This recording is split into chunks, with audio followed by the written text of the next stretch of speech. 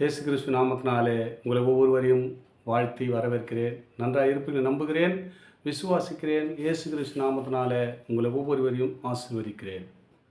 இந்த நாளிலே ஒரு வேத வசனத்தை காண்பிக்கிறேன்.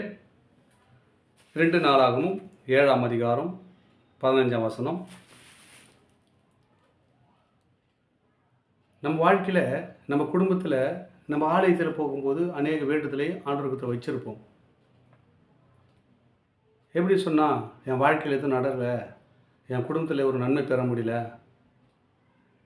என் விபத்துக்கு ஆண்டவர் கேட்பாரா, கேட்க மாட்டார் என்று வேகலத்தோடு வருத்தோடு இருக்கும் எங்கள் அன்பு சகோதர சகோதரிகளே, ஆண்டவர் உங்களுக்காக தான் அந்த வார்த்தை பேசுகிறார். நீங்கள் எப்பக்கத்தில் நெருக்கப்பட்டாலும் ஒடுங்கி போவதில்லை, கைவிடப்படுவதில்லை. ஆண்டவர் அநேக வார்த்தையில் நம்மளோடு பேசியிருக்கிறார். இந்த நாளில் என்ன சொல்கிறாருன்னா, நீங்கள் செய்கிற ஜபத்துக்கெல்லாம் பதில் உண்டுன்றாருங்க. இந்த வசனத்தை கூர்ந்து கவனிங்கள். 2 நாளாகவும் 7ஆம் அதிகாரம் 15ஆம் வசனம். இந்த ஸ்தலத்தில் செய்யப்படும் ஜபத்திற்கு, எந்த ஸ்தலம்?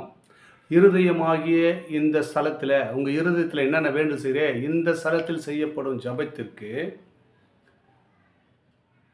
என் கண்கள் திறந்தவைகளும் என் செவிகள் கவனிக்கிறதுமாக இருக்குதாம். பாருங்கள், ஏசப்பா நீங்கள் சொல்கிற எல்லா காரியத்தையும் கவனிச்சுக்கிட்டு தான் இருக்கிறாராம். கண் திறந்துட்டு தான் இருக்குதான், காது கேட்குறது தான் இருக்குதான். நம்ம சொல்லலாம், அவர் கண் தெரியல, காது கேட்கல, மூக்கு இல்லையா, கண் இல்லையான்னு பேசுகிறோம். ஆண்டவர் என்ன சொல்கிறேன்னா, இந்த ஸ்தலம், எந்த ஸ்தலம்னு சொன்னால், இருதயமாகிய உன்னுடைய ஸ்தலத்தில் செய்யப்படும் ஜபத்திற்கு, ஆண்டவர்கிட்ட வைக்கிற அந்த விண்ணப்பத்திற்கு அன்பு சகோதர சகோதரிகளே, ஆண்டவர் கேட்டு பதில் தரப்போகிறாங்க. அவர் கண்கள் திறந்தவைகளும் அவர் செவிகள் கவனிக்கிறதமாக இருக்கிறதாம். பயப்படாதீங்க. உங்கள் வேண்டுதல்கள், உங்கள் விருப்பங்கள் எல்லாத்தையும் கர்த்தர் நிறைவேற்றி உங்களை ஆசீர்வதிக்க அவர் வல்லவராக இருக்கிறார். இந்த வீடியோவை தொடர்ந்து பாருங்கள், ஆசீர்வாதத்து அன்போடு வாழுங்க. ஆமென். God bless you.